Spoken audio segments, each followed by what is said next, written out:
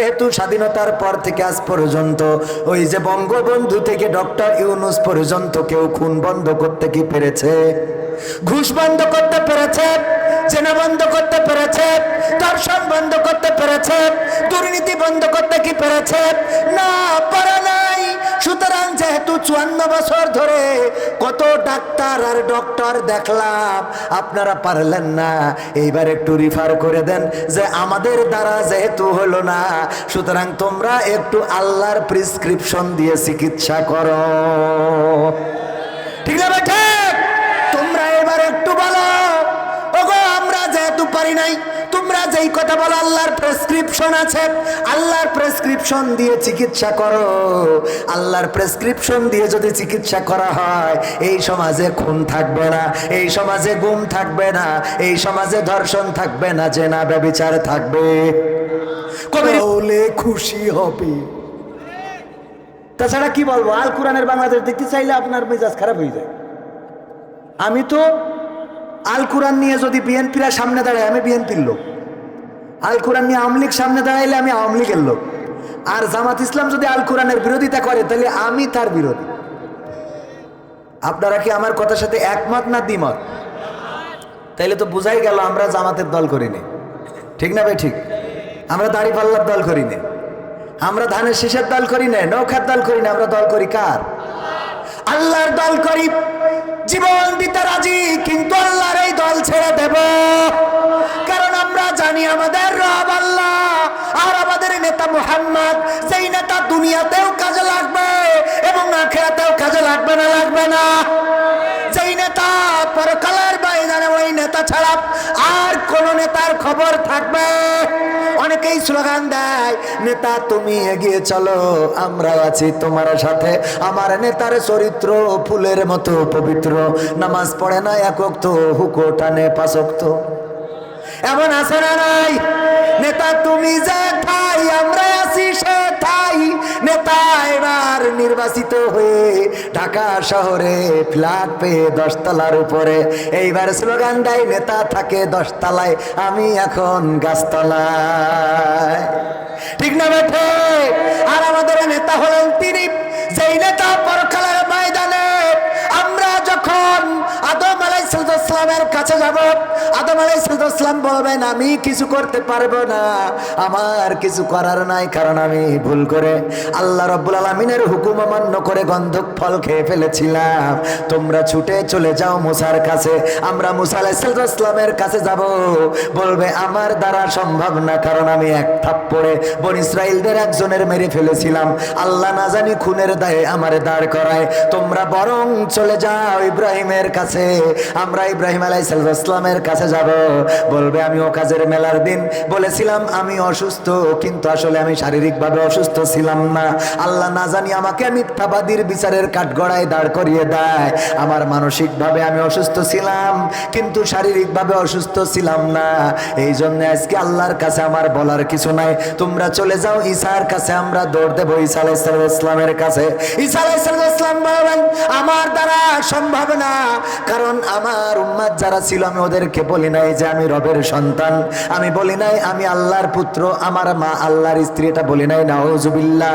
কিন্তু আমার অনুসারীগণ তারা আল্লাহকে বানাইছে, আমার পিতা আমারে বানাইছে সন্তান, আর আমার মা মরিয়ম আলাইহিস সালামকে বানিয়েছে আল্লাহর স্ত্রী। না জানি আল্লাহ রাব্বুল আলামিন আজকে আমার অবস্থা কি করেন, যে তোমার উম্মতেরা কেন আমার ব্যাপারে এমন কথা বলেছে। আমি তোমাদের একটা সন্ধান দিয়ে দিই, তোমরা চলে যাও আখেরি জামানার পয়গম্বর হযরত মুহাম্মদ সাল্লাল্লাহু আলাইহি ওয়াসাল্লামের কাছে।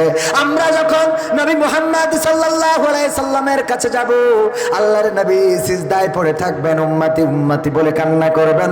আল্লাহর নবীকে বলবো ওগো নবী, আজকে আপনি ছাড়া আমাদের তো দেখার মতো কেউ নাই, আপনি ছাড়া বাঁচানোর তো কেউ নাই। এই পরকালের ময়দানে আমাদের স্ত্রী আমাদের দেখে পালিয়ে যায়, আমার কলিজার টুকরা সন্তান আমারে দেখে পালায়। কলিজার টুকরা সন্তান যার জন্য হালাল হারাম বিবেচনা করি নাই গো নবী, ওই সন্তান আমারে দেখে পালায়। আমার পিতা, যেই পিতা আপনাকে সিরকুটির জ্বালায় কিছু বলা হবে না, যে একটু ইমোশনালে চলে যাচ্ছে সেই কাটি করতে। ওই পরকালের ময়দানে আমরা আল্লাহর নবীকে বলবো, নবী এই পরকালের ময়দানে আমাদের জন্মদাতা পিতা আমাদের দেখে পালায়, আমাদের গর্ভধারিণী মা, যেই মা আমাদের শীতের রাতে নিজে ভিজা জায়গায় ঘুমিয়ে আমাদের শুকনা জায়গায় রাখতো, ওই মারে ডাক দিয়ে বললাম, মা তুমি কি চিনছো নাকি আমি তোমার সন্তান? ও মা তুমি অভুক্ত থেকে আমারে খাইয়েছো গো মা। আমার মা বলল, দুনিয়ায় আমার সন্তান ছিল এটা তো মনে পড়ে না বাবা, তুমি আমার কেউ না, দূর হও দূর হও, আমার তাই কি হবে আমি এটা জানি না। এই বলে মা জননী পার করে দিল। ওগো নবী এখন কি করবো গো নবী? আমার নবী সাল্লাল্লাহু আলাইহি সাল্লাম এমন নেতা, তিনি সিজদা থেকে উঠে দাঁড়িয়ে বলবেন, ওগো আমার উম্মতেরা তোমাদের জন্য সুপারিশ করার দায়িত্ব আজকে আমার।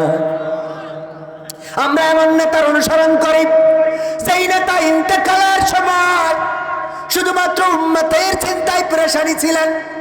আমার উম্মতের উপায় কি হবে, আমার উম্মতের উপায় কি হবে? আল্লাহর নবীকে যখন আজরাইল আলাইহিস সালাম জান কবজ করছেন, বললেন, ওগো আজরাইল এত কষ্ট দিয়ে জান কবজ করো তুমি মানুষের? আজরাইল আলাইহিস সালাম বললেন, ওগো আল্লাহর নবী। মালাকুল মউত বললেন, ওগো আল্লাহর নবী পৃথিবীর সবচেয়ে অল্প কষ্ট দিয়ে আপনার জান কবজ করি। আল্লাহর নবী সাল্লাল্লাহু আলাইহি সাল্লাম বললেন, এই যদি হয় অল্প কষ্ট, না জানি আমার উম্মতের কত কষ্ট হবে। সুতরাং আমার উম্মতের যত কষ্ট হবে আমি নবীর উপর দিয়ে সেই কষ্টটা দিয়ে দাও। বলেন আল্লাহু আকবার। আল্লাহর নবী ইন্তেকালের সময় হুঁশ হারাচ্ছেন, আবার হুঁশ ফিরে পাচ্ছেন। আপনাদের জানা ঘটনা, যুবকদের জন্য বলি, আজকে মসজিদ আমাদের মন টানে না, মাদ্রাসার দিকে আমাদের মনটা টানে না, অথচ আল্লাহর নবী সাল্লাল্লাহু আলাইহি সাল্লাম নামাজের জন্য কত কষ্ট করেছেন। আল্লাহর নবী বলেছেন, আসসালাত আসসালাত, তোমরা নামাজ ছেড়ো না, নামাজ ছেড়ো না। ওগো আমার ভাইরা, নামাজের কথা বারবার করে বলেছেন, আর এখন আজান হলে মসজিদ থাকে ফাঁকা ফাঁকা। ঠিক না বেটা? মুয়াজ্জিন যিনি আজান দেন তার সন্তানও ঠিক মতো মসজিদে যায় না। ইমাম সাহেব ইমামতি করেন কিন্তু তার সন্তান মসজিদে যায় না। মাওলানা সাহেব মাদ্রাসায় পড়তে উদ্বুদ্ধ করে কিন্তু নিজের ছেলে হাই স্কুলে ভর্তি করিস। মসজিদের ইমাম সাহেব ইতিকাফের ব্যাপারে বয়ান করে, কিন্তু আমি 99% ইমামকে দেখেছি নিজে কোনোদিন ইতিকাফে বসে না। যদি ভুল বলি বলেন, ভুল বলছেন, ঠিক না বেটা? মসজিদ গুলো খালি থাকে। ওগো আমার যুবকেরা, আল্লাহর নবী ইন্তেকালের সময় হুঁশ হারাচ্ছেন, আবার হুঁশ ফিরে পাচ্ছেন। হঠাৎ করে বিশ্ব নবী হুঁশ ফিরে পাওয়ার পরে দেখলেন মসজিদে নববীতে জামাত চলছে নামাজের। আল্লাহর নবী আম্মা আয়েশা রাদিয়াল্লাহু তাআলা আনহাকে বললেন, ওগো আমার স্ত্রী, মসজিদে কি জামাত শুরু হয়ে গেছে নাকি? বলল, হ্যাঁ। ওগো নবী আপনি তো বড্ড অসুস্থ, মসজিদে যেতে পারবেন না। একবার হুঁশ হারান, আবার হুঁশ ফিরে পাচ্ছেন। এই অবস্থায় আমার পিতা আবু বকর তার ইমামতিতে নামাজে দাঁড়িয়েছে, আপনার সাহাবীরা। আল্লাহর নবী বললেন, আমার একটু সোজা করে বসাও। সোজা করে বসিয়ে মুখটা মসজিদে নববীর দিকে দিয়ে দাও। বসানো হলো, মসজিদে নববীর দিকে তাকিয়ে রইল বিশ্ব নবী। চোখ থেকে টপ টপ করে অশ্রু গড়িয়ে পড়ে, দাড়ি ভিজে টপ টপ করে ঝরে পড়ে। আল্লাহর নবীর স্ত্রী আম্মা আয়েশা রাদিয়াল্লাহু তাআলা আনহা বললেন, ওগো নবী বড্ড কষ্ট দিয়ে ফেলেছে আমার পিতা এবং আপনার সাহাবীরা, আজকে আপনাকে ছাড়া মসজিদ নববীতে জামাতে দাঁড়িয়ে গিয়েছে। আল্লাহর নবী বললেন, না আয়েশা, আমার তারা কোনো কষ্ট দেয় নাই। বলল, তাইলে আপনার চোখের অশ্রু কেন ঝরে? আপনি কেন কান্না করেন? আল্লাহর নবী বললেন, ওগো আয়েশা, এই কান্না আমার কষ্টের অশ্রু নয়, এই কান্না আমার দুঃখের কোনো কান্না নয়, এই কান্না হলো আমার সান্ত্বনা, আমার বড় প্রাপ্তির কান্না, আনন্দের কান্না। ওগো আয়েশা, এই নামাজটা কায়েম দেখার জন্য আমি ওই মক্কায় নির্যাতনের শিকার হয়েছি। ওই মক্কায় কাফেররা আমার মেরে রক্তাক্ত করেছে, আমার দিকে পাথর ছুঁড়ে মেরেছে, তায়েফের রাস্তায় রক্তাক্ত করেছে। আমি নামাজে সিজদায় গেলে উটের মারা পচা নারী ভুঁড়ি আমার মাথার উপরে দিয়ে দিত। আমারে মক্কা থেকে বিতাড়িত করে মদিনায় পাঠিয়েছে। বদর, উহুদ, তাবুক, খন্দক কত যুদ্ধ করলাম এই নামাজ কায়েমের জন্য। আজকে যখন ইন্তেকালের সময় হয় আমি দেখলাম আমার অনুপস্থিতিতে, আমার আবু বকরের ইমামতিতে আমার সাহাবীরা নামাজে দাঁড়িয়েছে। তখন আমার অন্তরের চোখ দেখে নিল কিয়ামত পর্যন্ত আমার উম্মতের আজান হবে আর এইভাবে নামাজ কায়েম করবে। আমার অন্তরটা এটা ভাবতে আমার চোখ থেকে অশ্রু বিগলিত হলো। ওগো আয়েশা, এটা আমার কান্নার কোনো কষ্টের কোনো অশ্রু না, এটা হলো আমার আনন্দ অশ্রু।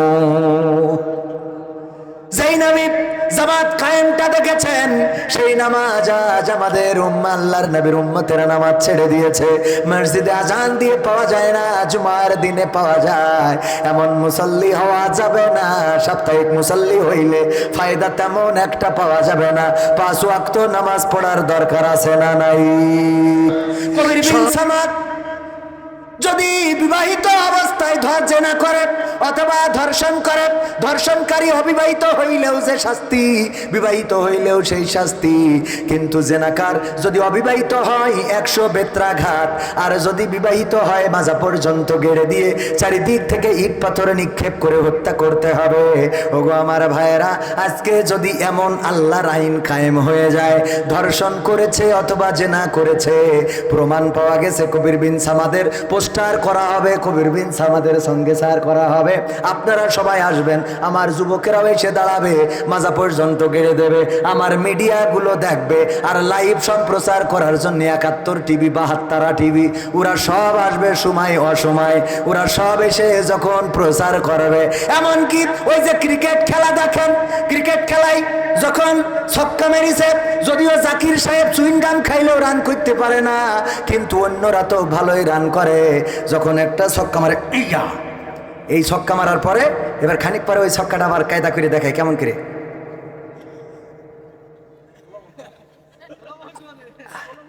ঠিক না ভাই? ঠিক। যখন সঙ্গে সার করে আমার মিডিয়ার ভাইয়েরা, এই যে ভাইজান, আমার ভাইজান নাম কি, প্রফেসর আলাউদ্দিন ভাই, উনি একটা ইট নিয়ে মারিতেছে, আমি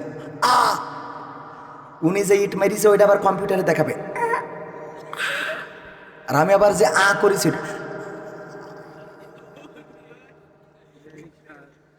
এই শর্টগুলো যদি টিভিতে দেখায়, এ যুবকরা ডাইরেক্ট সব মুসলমানি দেবে।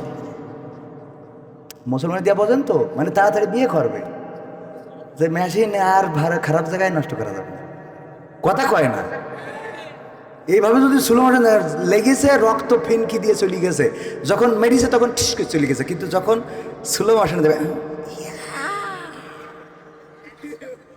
ও এইগুলো দেখার পরে ও খালি খাবে আল্লাহ, ও আল্লাহ আমি মাফ চাই আল্লাহ, আমি জীবনে না।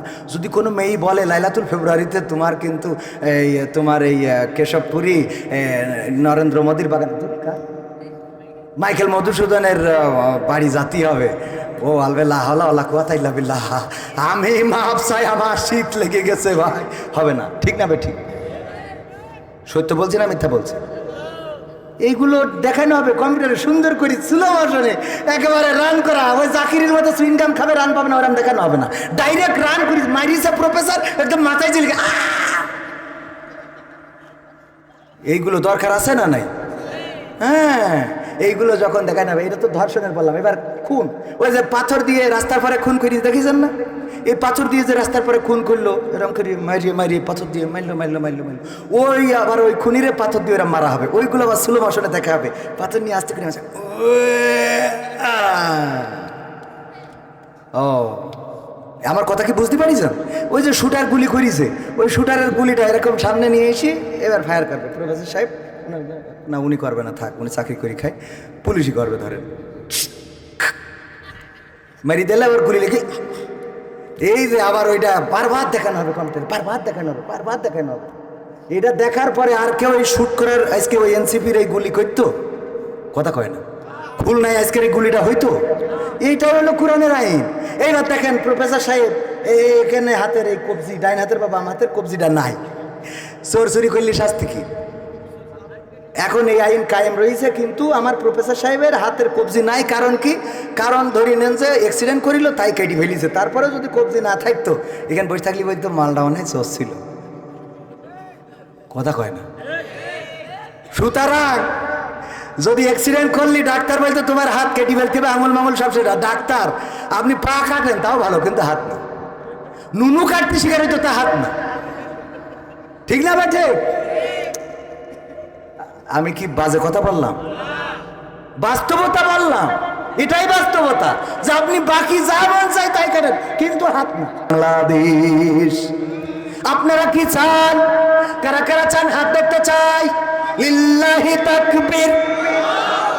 আল কোরআনের আলো, আল হাদিসের আলো, আমার নেতা তোমার নেতা, নারায়ে তাকবীর। ওগো আমার ভাইরা, আল্লাহর আইন যদি এই জমিনে কায়েম হয়, প্রতিটা মানুষ সুখে থাকবে। আমি বলি স্বাধীনতার 54 বছর পার হয়ে গেল, আপনার এই গ্রামে যদি গ্রাম্য ডাক্তার থাকে, আর কারো যদি কোনো রোগ হয়, রোগ হওয়ার পরে যদি গ্রামের ডাক্তার ডাকে, সে ওষুধ দেওয়ার পরেও যদি না কমে, এই ডাক্তার কি ধরে রাখে নাকি বলে যে অন্য জায়গায় নিয়ে যাও? কথা কয় না? বলে যে কেশবপুর নিয়ে যাও। কেশবপুরের ডাক্তার যদি পরীক্ষা নিরীক্ষা করে, চিকিৎসা করে, যদি দেখে যে না আমার দ্বারা সম্ভব না, তাইলে বলে আমার দিয়ে হবে না, তোমরা যশোরে নিয়ে যাও। যশোরের ডাক্তারে যদি দেখে যে সিটি স্ক্যান মিসক্যান করলো, আজকে যেমন এএনসিপির আর এক নেতা, খুলনার নেতা সমন্বয়কারী, উনিও গুলি খেয়েছে, সিটি স্ক্যান করার পরে বলছে না নিরাপদ আছে, তেমন একটা সমস্যা নাই, আশঙ্কা মুক্ত আছে। ওগো আমার ভাইয়েরা, জানি না কোন কারণে গুলি খেয়েছে। পত্রিকায় এসেছে অন্য খবর, বলল পত্রিকার নিউজ হলো যে সে নাকি কোন তন্নি নামের কোন নারীর সাথে কোন বাড়িতে ছিল, কি যেন ব্যবসাটা বসা, ইয়াবা টিয়াবা, এইগুলো নিয়ে কেমনে কি হয়েছে না হয়েছে আল্লাহ ভালো জানে। কারণ পুলিশ সকালে বলে এক কথা, বিকেলে আবার আর এক রকম, হয় না? হয় না? এই জন্য ওইটা নির্ভরযোগ্য মনে করছি না। কিন্তু আমরা মনে করি যদি কেউ অন্যায় করে, এইভাবে রাজপথে গুলি করে হত্যা করা, গুপ্ত হত্যা চালানো, এইগুলো আমাদের দেশকে স্বস্তিতে থাকতে দিবে। এই জন্য প্রতিটা মানুষের নিরাপত্তার দরকার আছে না নাই? আমার ওসমান হাদি ভাই বলেছে আমরা শত্রুর জন্যও ইনসাফ চাই। বলেছে না? বলে নাই? বলেছে আমাদের শত্রুর জন্য আমরা ন্যায় বিচার চাই, আমাদের শত্রু যারা তাদের জন্য আমরা ইনসাফ চাই। এই জন্য আমরা বলতে চাই, এইভাবে রাজপথে যারা গুপ্ত হত্যা চালাচ্ছেন, মাথায় রাখবেন আপনি 18 কোটি মানুষকে গুপ্ত হত্যা করে শেষ করতে পারবেন? আপনি মারবেন, আবার বিপ্লবী তৈরি হবে, আবার মারবেন, আবার বিপ্লবী তৈরি হবে। ওই তিতুমিরের বাঁশের কেল্লা ভেঙে মনে করেছিল যে এই বাঁশের কেল্লা ভাঙলাম, তিতুমিরকে শহীদ করলাম, আর মনে হয় কোনো কেল্লা গড়ে উঠবে না। কিন্তু যুগে যুগে বিপ্লবীরা কেল্লা তৈরি করেছে, এবং এই যে জুলাই আন্দোলনে দেখিয়ে দিয়েছে আমাদের এই কেল্লা গড়ার কাজ চলমান থাকবে। ঠিক না বেঠে? তিতুমিরকে শেষ করা গেছে, কিন্তু তিতুমিরের উত্তরসূরিদের শেষ করা যায় নাই। ও আমার ভাইয়েরা, এমনি ভাবে যারা যায় করুক না কেন, ইসলামকে মুছে দিতে পারবে না। ওরা যদি মনে করে ইসলামকে মুছে দেবে, বরং তারা ইতিহাস থেকে মুছে। এমপিরা সব কোথায় গেল? মন্ত্রীরা সব কোথায় গেল? কোথায় কাদের কাকা? তাদের সারা দেশটা এখন লাগে ফাঁকা ফাঁকা। পালাবো না, পালাবে না, পালাবে না, যাই না তবু দেখা, পালাবে না, পালাবে না, যাই না তবু দেখা। তাদের সারা দেশটা এখন লাগে ফাঁকা ফাঁকা, ওদের সারা দেশটা এখন লাগে ফাঁকা ফাঁকা। আইন মন্ত্রী আটকে গেল আইনেরই ফাঁকে, দাড়ি ছাড়া দরবেশের ভণ্ড ভণ্ড লাগে। শুনছি কত নেতা নেত্রী খাইতেছে ভাই ডান্ডা, বিচারপতি কালামানিকের ফাটিয়েছে আন্ডা। পলকেরই ঝলক গেল, পলকেরই ঝলক গেল থামিয়ে নেটের চাকা, তাদের সারা দেশটা এখন লাগে ফাঁকা। ঠিক না? ঠিক। তারা চেয়েছিল আলেমদের ফাঁকা করে দেবে, তারা চেয়েছিল দাড়িওয়ালা টুপিওয়ালাদের ফাঁকা করবে, তারা চেয়েছিল মসজিদ ফাঁকা করবে, মাদ্রাসা ফাঁকা করবে, তাফসীর মাহফিল ফাঁকা করবে। কিন্তু না না, আমার আল্লাহ রাব্বুল আলামিন দাড়িওয়ালা টুপিওয়ালাদের হাতে আবার নেতৃত্ব দিয়েছে না দেয় নাই? দিয়েছেন। আর পাকাপোক্ত ভাবে আজ হোক কাল হোক দাড়িওয়ালা টুপিওয়ালারা আসবে, হুজুর তারেক রহমান দেশে ফিরবেন এ ব্যাপারে কিছু বলেন। 25শে ডিসেম্বর বাংলাদেশের আপসহীন নেত্রী জননেত্রী বেগম খালেদা জিয়ার সন্তান, সুযোগ্য সন্তান বাংলাদেশে ফিরবে, জিয়াউর রহমানের সন্তান। ওগো আমার ভাইরা, আমরা চাই জিয়াউর রহমান দেশে ফিরে আসুক এবং একজন পুরুষ হিসাবে দেশের রাজনীতিতে নেতৃত্ব দিক। এবং বেগম জিয়া যেমন ইসলামের জন্য সফট কর্নারে ছিল, তার কাছে ইসলামের সফট কর্নারে ছিল। শহীদ প্রেসিডেন্ট জিয়াউর রহমান যেমন সংবিধানে বিসমিল্লাহ স্থাপন করেছেন, শুধু তাই নয়, ইসলামী মূল্যবোধে বিশ্বাস এটাকে ধারণ করে যিনি রাজনীতি করেছেন, আমরা চাই এমন ইসলামী মূল্যবোধে বিশ্বাসী রাজনীতি তিনি করবেন। এবং বাংলাদেশে যেমন করে বেগম খালেদা জিয়া আলেমদেরকে গুরুত্ব দিয়েছেন, আলেমদের পক্ষে কথা বলেছেন, তাদেরকে মন্ত্রী করেছেন, এমনকি তাদের ফাঁসির বিরুদ্ধে সোচ্চার কণ্ঠ ছিলেন, তারেক রহমানও এমন কিছু করবেন, এটাই জাতির প্রত্যাশা। ঠিক না বা ঠিক? কিন্তু প্রথম আলু চাই অন্য। প্রথম আলু বলিয়েছে যে সে তারেক রহমান দেশে এসে যেন সবাইকে নিয়ে একসাথে চলে এবং যেন মিডিয়ার ব্যাপারে সচেতন থাকে। তারা মানে যেন প্রথম আলু সেদ্ধ না করা হয়, যেন এইগুলোতে একটু খেয়াল রাখা হয়। ঠিক না বেটে? তোমরা নিউজ করবা উল্টো পাল্টা, আমরা নিউজে হামলা, আমরা সাংবাদিকদের উপরে হামলা, আমরা সংবাদ মাধ্যমের উপরে হামলা, চ্যানেলে হামলা, এগুলো পছন্দ করি আমরা, এইগুলো পছন্দ করি না। কিন্তু এই রাজনীতি চালু করেছিল আমার দৈনিক সংগ্রামের সম্পাদক আবুল আসাদের দাড়ি ধরে টান দেওয়া হয়েছিল, নয়া দিগন্তে আগুন লাগানো হয়েছিল। তখন কি মনে ছিল না ওরাও সাংবাদিক এবং এরাও সংবাদপত্র প্রকাশ করে? দিগন্ত টিভি বন্ধ করা হলো, ইসলামিক টিভি বন্ধ করা হয়েছে না হয় নাই? আজ পর্যন্ত দিগন্ত টিভির সম্প্রচার আর করতে দেওয়া হলো না, ইসলামিক টিভিটা চললো না, পিস টিভিটা বাংলাদেশ থেকে বন্ধ করে দেওয়া হলো। কি এমন অপরাধ? এই মিডিয়াগুলোর স্বাধীনতার দরকার ছিল না? ছিল না। আমরা চাই যেহেতু আগে জিয়াউর রহমান বেগম খালেদা জিয়া ক্ষমতায় থাকতে এই চ্যানেলগুলো ছিল, তারেক রহমান দেশে আসার পরে যেন এই চ্যানেলগুলো চালু করে দেন, তারেক রহমান যেন সুস্থ রাজনীতির পথে মানুষদেরকে এগিয়ে নেন। আমরা দোয়া করি আল্লাহ রাব্বুল আলামিন যেন দেশের জন্য, ইসলামের জন্য কবুল করে নেন, বলেন আমিন। কিন্তু যদি কোনো ষড়যন্ত্রে পা দেন, যদি কোনো ফাঁদে পা দেন, তাইলে এই জাতির কপালে দুঃখ আছে না নাই? এই জাতি বড্ড বিপদে পড়ে যাবে রে। এই জাতি জুলাই আন্দোলন করে যে জুলাইটা এনেছে, জান দেব জুলাই দেব না এই স্লোগানকে বুকে ধারণ করে আমার মুগ্ধ আবু সাইদ, আমার শান্ত, তাদের রক্ত, ওসমান হাদির রক্তর মূল্যায়ন করে বাংলাদেশে রাজনীতি করবে, এটাই প্রত্যাশা এবং এটাই আমরা তার কাছে প্রত্যাশা করি, বলেন ঠিক না বে ঠিক? এরপরে হুজুর হাদির জন্য দোয়া করাই, চুকনগর ইমামের চাকরি চলে গেল, এই বিষয়ে কিছু বলবেন? আমার ভাইরা, আমার হাদি ভাইয়ের জন্য দোয়া করলে যদি চাকরি চলে যায়, ওখানে চাকরি করার দরকার নাই, রিজিকের মালিক কি? এখন অনেক মসজিদ আছে যেই মসজিদে হক কথা বলা যায় না, আবার এমন অনেক মসজিদ আছে রে যেই মসজিদের ইমাম হক কথা বলে না।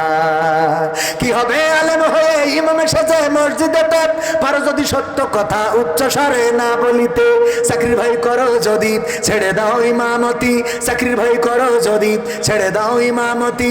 কি হবে ধোঁকা দিয়ে আল্লাহকে, কি হবে ধোঁকা দিয়ে আল্লাহকে, কি হবে বেঁচে থেকে অযথা বিদ্যা শিখে যদি না গড়তে পারি শোষণবিহীন সমাজটাকে? কি হবে বেঁচে থেকে? এই জন্য ইমামতি যদি চলে যায় দুঃখ করার কিছু নাই। আমি মাঝে মাঝে বলি ইমামতি করে যারা অলস হলো তারা। আপনি ইমামতি, আমি মালয়েশিয়ায় দেখেছি ইমাম 3-4 জন করে, এক এক মসজিদে ইমাম কয়জন? 3 জন 4 জন করে। কারণ কি? কারণ একজন ইমামেরও তো অনেক কাজ থাকে, নামাজ ভাগ করা থাকে। একজন ফজর পড়াবে আর সারাদিন পড়াবে, একজন জহর পড়াবে আর সারাদিন পড়াবেন, একজন আসর আর মাগরিব পড়াবে। এমনকি যারা হজে গিয়েছেন তারা দেখেছেন না, হজে যে মক্কা মদিনায় কি এক ইমাম নামাজ পড়ায়? কথা কয় না। আর আমাদের ইমাম উনি ইমামতির চাকরি নিয়ে ও বাবা নামাজ পড়াইয়ে পার পারে বাতিলিয়ে সারাদিন শুয়ে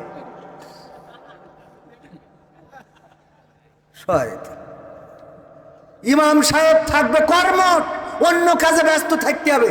এক ইমামতি ওই চাকরি নিয়েছে 5,000 টাকা বেতন, ওই খায় পায়, এইগুলো করা যাবে? ইমাম কর্মঠ হইতে হবে। মসজিদে আপনি ইমামতির চাকরি একে করবেন কেন? আপনি বলবেন ইমাম 3 জন মিলে থাকবো, বেতন দিতে হবে 10,000 করে। গ্রামে মসজিদ টাকা নেই, ওর বাড়ি এলইডি চলে, ওর ওয়াইফাই বিল চলে, ওর ডিশ অ্যান্টিনা চলে, মেয়ের টিকটক চলে, বোর লাইভ চলে, ও খালি মসজিদের ইমামের বেতন চালাইতে পারে। কথা কয় না? এই ফকরেমি কাজ ইমামদের করার দরকার নেই। আপনি আসেন, আমরা একসাথে গলা ধরি ওয়াজ করি, খাবো, তাও ভালো। আমার একটা নাটক ছিল, ওই যে আমি আর মারুফ ভিক্ষে করি, বললাম না হয় ভিক্ষে করে ছাড়ি দেবো, তাই কি মানসি বলে যে না হয় ভিক্ষে করি খাবো, তো আমরা যেহেতু ভিক্ষে করি তাহলে আমাদের কি বলতে হবে? আমি বললাম যে অসুবিধা নেই, অত ভয় পাওয়ার দরকার নেই, না হয় ভিক্ষে করে ছেড়ে দেবো। ঠিক আছে না বাজান? তো ইমামতি ছেড়ে দিতে হবে, কিন্তু কোন মসজিদের সভাপতির গোলামি করা যাবে না, কোন মসজিদ কমিটির গোলামি করা যাবে না। আমি বলেছি মসজিদের সভাপতি হবে সে যে ইমামের অনুপস্থিতিতে জুম্মার নামাজ পড়াইতে পারবে, তা না হলে চলবে না। কথা ঠিক আছে? ইমামের পরিচালনা দেখেন, মুয়াজ্জিনের সার্টিফিকেটের মান বেশি না ইমামের সার্টিফিকেটের মান বেশি? মুসাল্লির সার্টিফিকেটের মান বেশি না মুয়াজ্জিনের সার্টিফিকেটের মান বেশি? তাহলে মুসাল্লির থেকে মুয়াজ্জিন উপরে, মুয়াজ্জিনের থেকে ইমাম উপরে। যেহেতু ইমামকে একজন সভাপতি চালায়, সুতরাং সভাপতির সার্টিফিকেট এর যদি মাওলানা হয় তোর তো মুফতিরটাও মানে ইফতার সার্টিফিকেটও লাগবে। কথা কয় না? এ যদি ডক্টর হয় তুই তো ডক্টর ইউনুস হতে হবে, ঠিক না ভাই? ঠিক। তা না হলে তোর সভাপতি চলবে না, ডাইরেক্ট আউট, ডাইরেক্ট আউট। ওর বলতে হবে খবরদার আপনি কত বলেন, একদম চুপ থাকেন, সামনে বসে থাকেন, আপনি কি ডা, এই মনে থাকবে এগুলো? হ্যাঁ, মসজিদ চলবে আপনার। আমি মাঝে মাঝে বলি, ও আমরা ওই জায়গায় দিতে গেলে 4 দোকানে আপনার বিল, আপনার ফ্রিজ, ও বাবা কুরবানি দেওয়ার আগে বড় ফ্রিজ, ও তো অভাব হয় না, ইমাম সাহেবের টাকায় অভাব হয়ে যায়। ইমামরাও মাথায় নিতে হবে, কোনো কমিটির গোলামি করে কোনো ইমামতি হবে না। ইমামতি ছেড়ে দিয়ে আপনি রিক্সা চালান, আপনি ইজি বাইক চালান। আমার রাসূল ইহুদির কূপের পানি তুলে রিজিক অন্বেষণ করেছেন। আল্লাহর নবীরা জুতা সেলাই পর্যন্ত করেছেন, দর্জি ছিলেন, কামার ছিলেন, হাতুল দিয়ে বাড়ে বাড়ে দাউদ আলাইহিস সালাম দা ছুরি কাঁচি বানাইতো। তো তুমি কি দাউদের থেকে বেশি ইয়ে হয়ে গেছ? কথা কয় না? আমাদের কিছু লেখাপড়া করলে শিক্ষিত শিক্ষিত মূর্খ হয়। লেখাপড়া করেছে বিয়ে পাস, তাই ও আর দোকান চালাইতে পারবে না, ও আর রিক্সা চালাইতে পারবে না, ও আর মাঠে কাজ করতে পারবে না। ও কি করবে? ও বেকার বসে থাকবে, ঘুরি বেড়াবে, গাঞ্জা টানবে আর বলবে আমি টাইটেল পাস। এরকম আছে না নাই? অথচ কাজ করলে রিজিক বাড়িয়ে দিবেন কে? আকিজ সাহেব একটা কথা বলতেন, যদি তুমি চাকরি করো তাহলে খেতে পারবা, আর যদি তুমি ব্যবসা করো তাহলে খাওয়াতে পারবা। যদি তুমি চাকরি করো তাহলে খেতে পারবা, আর যদি তুমি ব্যবসা করো খাওয়াতে পারবা। আলহামদুলিল্লাহ, আমি তো ছোট মানুষ, তারপরে আমি 30 জন, আমার ব্যাংক, মাদ্রাসা, আমার ঠিকানার বাজার, গাড়ি, মাহফিল সবকিছু মিলাই কমপক্ষে 30 জনের আমি বেতন চালাই। আলহামদুলিল্লাহ, আল্লাহ শুক্রিয়া। আমার 30 জন আছেন, 30 জন কমপক্ষে স্টাফ, 30টা ফ্যামিলি চলে। এখানে আমার সাথে যারা এসেছে, রকি, আলামিন আছে না, ওরা সব আমার স্টাফ। আমার একটা এজেন্ট ব্যাংক আছে, সেখানে ওরা জব করে। আলামিন সাহেব আমার মাদ্রাসায় চাকরি করে। আলহামদুলিল্লাহ। আপনি কাজ করেন না, প্রশস্ত হয়ে যাবে রিজিকের রাস্তা। বলেন আলহামদুলিল্লাহ। এজন্য কাজ করতে হবে। ইমাম সাহেবরা উদ্যোক্তা হইতে হবে। আপনি গুড় বিক্রি করেন, এখন খেজুর গাছের গুড়, যশোরের গুড় কত চাহিদা।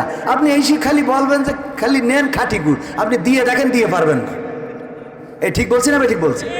আপনার হাতে অপশন আছে, আপনি নিয়মিত করে খাতে হবে কেন? বরং যেই মা যে বলবে যে চলি যাও, ওর পরে ছেড়ে দিতে হবে। দেখা যাবে যে জানাজার দিন যেইতে রুকু করবে না সিজদা করবে খুঁজে পাচ্ছেন। ঠিক না ভাই? ঠিক। ওর নামাজ পড়াতে দিলি ও প্রথমে ওই সেই এর মতো। একবার একজন বড় জুব্বা পরিতে বাজারে গেছে, গেলি মাগরিবের ওয়াক্ত হয়ে গেছে, ইমাম সাহেব ছুটিতে, এখন নামাজ পড়ানোর কেউ নেই। তা বলছে ভাই আপনার তো পাঞ্জাবি পরা, দাড়ি তো আছে মুখী, ভাই একটু আসেন, একটু মাগরিবের নামাজটা পড়াই দিন। বলছে ভাই আমি পারি না ভাই। তো না না আপনি পারেন, আপনি কত বড় পাঞ্জাবি আপনার, এত সুন্দর, আসেন ভাই একটু নামাজ। বলছে ভাই আমার তো হইবেন না আপনার। বলছে না আপনি আসেন ভাই, আপনি না করেন না মাগরিবের নামাজ, তো আমরা জহর আর আসর পড়াই ফেলেছি, জহর আর আসর তো অসুবিধা নেই, কিন্তু মাগরিবে একটু সমস্যা আছে, ভাই আসেন। জোর করে নিয়ে গেছে, নিয়ে যে দাঁড় করাই দিয়েছে। নামাজে প্রথম রাখাতে সূরা ফাতিহার সাথে সূরা ইখলাস পড়ি, সিজদায় যে চিন্তা করছে আল্লাহ যা ছিল সব অর্জন তো প্রথম রাখাতে শেষ, এখন করব কি? তো আস্তে করি মাথা তুলি, এতে দেখে মসজিদ, তখন তো এত উন্নত মসজিদ না, ওই যে বেড়া ঘিরা ছিল, তো এক পাশে একটু ফাঁকা মাখা আছে, ও উঠেও অমনে বেরোয় চলে গেছে। তুইরা তো সিজদায় চিন্তা করছো, ওরে বাবা বাজারতে ধরে আনিছি, এ তো মনে আসছে যে একেবারে খাজা বাবা, এক সিজদায় তো পুলসিরাত পার করতে দেবে। তো কিন্তু কিছু তো ওই যে আমাদের ইয়াং ফুলাপান আছে না টিকটক, তো ওরা চিন্তা করছে হুজুর তো সিজদায় ফেলেই রাখলো, এ তো বেকায়দা, দেখি কি করতে হুজুর, উঠে দেখে যে কই হুজুরই তো নেই। আচ্ছা হুজুর নেই, সিজদায় পড়ে আসিস। তো সবাই উঠে বলছে হুজুর কনে গেল? বলছে কনে গেল সে পরে হেবেন, আগে যাচ্ছে নামাজটা পড়। নামাজ পড়িয়ে খুঁজ দিকে যাই, দেখে মাছের বাজারে ভাই মাছ কিনতেছে। বলছে ভাই আপনি কি করলেন? বলছে কি করলাম? তো বলছে আপনি নামাজে ওই যে কী করলেন এটা? তো বলছে আমি কতবার করি বললাম আমি পারি না। আপনারা তো শুনলেন, আপনারা তো জোর করে দাঁড় করে দিলেন। তা বলছে পারেন না, ভালো কথা, তাই এত বড় জুব্বা গায়ে কেন? তা বলছে ওইটা তো প্রথমে জিজ্ঞেস করলে তো আমি বলতে পারতাম। আমার ভাই হলো বক্তা কবির বিন সামাদ, আর আমি তার ছোট ভাই, বিদেশে থাকি। আমি বাড়ি এসে তো বাজার করবো, আমার কাপড় চোপড় সব কেসি দিয়েছে, তা সে আমি কি পরে আসবো, আজ রোদ হয়নি ভালো, শৈত্য তাপ চলছিল। তো আমার স্ত্রী বললো তোমার ভাইয়ের একটা জুব্বা গাইতে যাও। হ্যাঁ ভাইয়ের জুব্বা গাইতে বাজারে আইছি, আর আমরা বড় হুজুর মনে করি আপনারা দাঁড় করাই দেবেন। কথা বোঝেননি? তো এরকম সভাপতি যারা, তাদেরকে যদি আপনার ওই করেন, তাদেরকে যদি ওই যে ইমামতি দেন, ওরা ওই বেড়া ফাঁক করে চলে যাবে, পরে আর এসে কোনোদিন ইমামের বিরুদ্ধে কথা বলবে না। যে ইমামের বিরুদ্ধে কথা বলবে সাথে সাথে পিছনে এসে বলতে হবে যান সামনে পড়ান নামাজ, দেখেন আর কোনোদিন মুখ থেকে কথা বের হবে না, মনে থাকবে ইনশাআল্লাহ। তারপরে আচ্ছা এরপরে আর কি? হুজুর ওয়ালাইকুম আসসালাম, খুলনা এনসিপি নেতাকে গুলি করা হয়েছে, এ বিষয়ে কিছু বলে। আমি কি বলবো, ডাক্তাররা বলবে, বাঁচবে কি বাঁচবে না। হাদির জানাজায় আমিরে জামাত জুতা পায়ে দিয়ে নামাজ আদায় করেছে, এই বিষয়ে জুতা পায়ে দিয়ে নামাজ হবে, এটা যারা বোঝে না তাদের তো বলে লাভ নেই, বরং জুতা পায়ে দিয়েই নামাজ পড়া উচিত। অনেকেই তো বোঝে না, জুতা পায়ে দিয়ে, জুতায় যদি কোনো ময়লা না থাকে, আপনি জুতা পায়ে দিয়ে, মোজা পায়ে দিয়ে নামাজ হবে, জুতা পায়ে দিয়ে নামাজ হবে, এগুলো না জানার কারণে অনেকেই একটু এক্সট্রা হুজুর সাজে। কি হুজুর? এক্সট্রা হুজুর খুঁজে বেড়ায় যে কি মানে বলবে, ওই যে আর একটু ভালো, আর একটু ভালো, মানে আরো ভালো করতে যায়, কিন্তু এই ভালো যে ভালো না। ওই যে শুনে এসেছে পাগড়ি পরে নামাজ পড়লে নামাজে 70 গুণ বেশি সওয়াব হয়, এই জন্য মাঠে যেই চিন্তা করছে পাগড়ি যেহেতু নেই, লুঙ্গিটা খুলি তালি মাথায় বেঁধে। এরা হইলো সেই ক্লাসের হুজুর, ওরা শুনেছে যে কোন জায়গায় যে জুতো এটা না পাক থাকলে পায়ে পরা যাবে না, ওইটাই শুনে মনে করি জুতো মনে হয় মোটেই পায়ে পরা যাবে না, জুতো পাক থাকলে আপনি পায়ে দিয়ে নামাজ পড়তে পারবেন, কোনো অসুবিধা নেই। এ ব্যাপারে জামাতের আমির কেন তারেক রহমান নামাজ পড়লো, কোনো অসুবিধা নেই। কথা কি ঠিক আছে বাজান? এ ব্যাপারে আলেমদের কাছ থেকে আরো ভালো করে বুঝে নেবেন, আমি অত বড় আলেম না, বাকিটা বলবেন। ওকে, প্রবাসীর গান আরো কিছু শুনতে চান? শুনবো, শোনাবো ইনশাআল্লাহ, শোনাবো, থাকবেন আর একটু, আর 15টা মিনিট কি থাকা যাবে? কি আর 15 মিনিট, এখনো তো প্রধান বক্তা বাকি, আমি আর কি, উনি আসবেন, এখনো প্রধান বক্তা আমার প্রিয় ভাই মুহতারাম জনাব হযরত মাওলানা, পোস্টার কর, এত প্রিয় ভাই যে নামই জানি না, হাফেজ জাকারিয়া সিদ্দিকী। মানে আমরা তো বলার সময় কম বলি নাই। হ্যাঁ ভাই আপনি আমার কলিজা, পিছনে যে কয় এই শালার জন্য আমি দাওয়াত পাইনি, কথা কয় না, ঠিক বলছি না? ঠিক বলছি। হ্যাঁ ভাই আপনি আসেন ভুলেই ইসলাম বেঁচে আছে, আর পিছনে যে কয় এ মরে না খা, আল্লাহ কোনে যাব, এই সব সত্য কথা বলছি, এত সত্য কথা আপনারা টাকাতে পাবেন না। তো আমার হযরত মাওলানা হাফেজ জাকারিয়া ভাই আসবে, প্রবাসীদের সঙ্গীত শোনানো লাগবে না লাগবে না? মা বোনদের জন্য কথা বলা লাগবে, নফসে মুতমাইন্না কিভাবে হইতে পারবেন এটা বলতে চাইছি না আপনাদের। এই সূত্রটা তো একটু জেনে যাওয়া দরকার, সূত্রটা জানাই দেব, আজকে থেকে সেইভাবে চলবেন। আমার যুবকেরা, কলেজার টুকরারা, এই যে দাঁড়ানো মানুষগুলো, আমি এতক্ষণ বসতে বলি নাই, প্রধান মেহমান একটু পরে আসবেন, উনি যদি দেখেন যে কবির ভাই এতক্ষণ ওয়াজ করে আপনাদের বসাইতে পারে নাই, তো উনি ওয়াজ করা ছেড়ে দিতেই হাঁটা দেবে, কবে ও যদি বসাইতে না পারে, এত ভাইরাল মানুষ, তা আমি কি করব? কথা কয় না।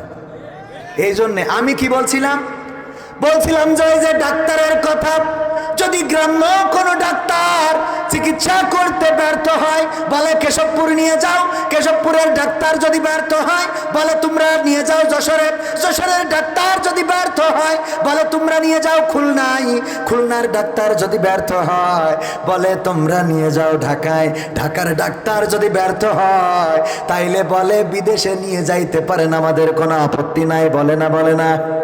এই ডাক্তারগুলো তারা বোঝে যে যেহেতু আমরা পারছি না, সুতরাং আমরা আরো উন্নত মানের ডাক্তারের কাছে ছেড়ে দিই। স্বাধীনতার 54 বছর পার হয়ে গেছে, কত ডাক্তার দেখলাম, এই দেশটা সবুজ বাংলা, নতুন বাংলা, গ্রিন বাংলা, তারপরে সোনার বাংলা, সোনালী বাংলা, রূপালী বাংলা, দীপালি বাংলা, পূবালী বাংলা, ডিজিটাল বাংলা, স্মার্ট বাংলা বলতে যে স্টেজ ভেঙেছে না ভাঙে নাই? স্মার্ট বাংলা করতে চাইলো, সোনার বাংলা, নতুন বাংলা, রূপালী বাংলা, পূবালী বাংলা, কিন্তু কোনো বাংলায় শান্তি দিতে পারে নাই। আমরা বলতে চাই, আমার কথায় কি আপনারা কষ্ট পাইছেন?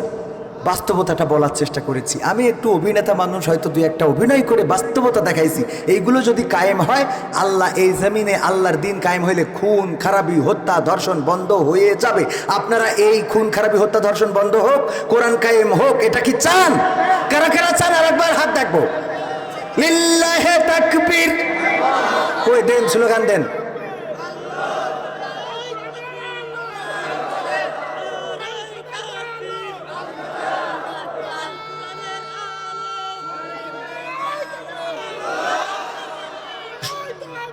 সত্যি কি, সত্যি কোরআন চান আপনারা?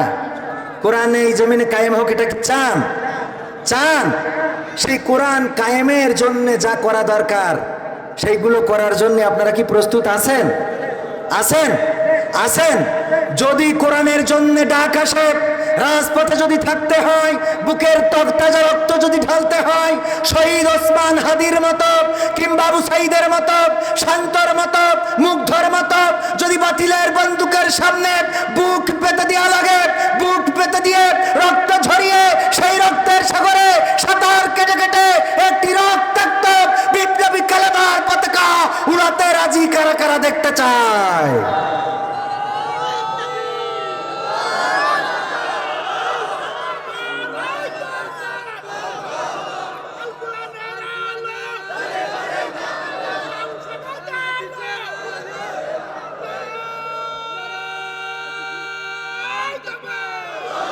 সম্মানিত ভাইয়েরা আমার, আমার আল্লাহ বলেছেন, ওয়ালা নাবলুওয়ান্নাকুম বিশাইয়্যিম মিনাল খাউফি ওয়াল জুই ওয়া নাকসিম মিনাল আমওয়ালি ওয়াল আনফুসি ওয়াস সামারাত ওয়া বাশশিরিস সাবিরিন। আমার আল্লাহ